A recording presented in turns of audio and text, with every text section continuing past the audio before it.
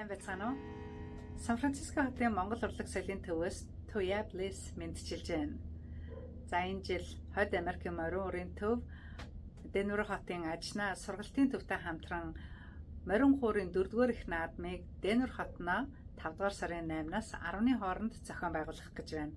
Наадамд морин хуурыг шинтэн сонирхогч сурагчид уралдан оролцохоос гадна морин хуур урлаачид, морин хуур судлаачид, мэргэжлийн морин хуур тоглоочид хүрэлцэн ирж маш сайхан өргөн дэлгэр арга хэмжээ болох юм байна.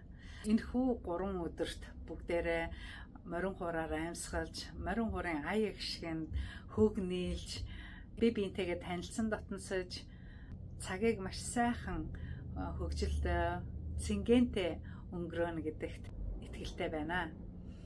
Та бүхнийг морин хуурын 4-р их наадамдаа хүрэлцэн ирэхийг урьж байна. Бодохгүй болцгаая.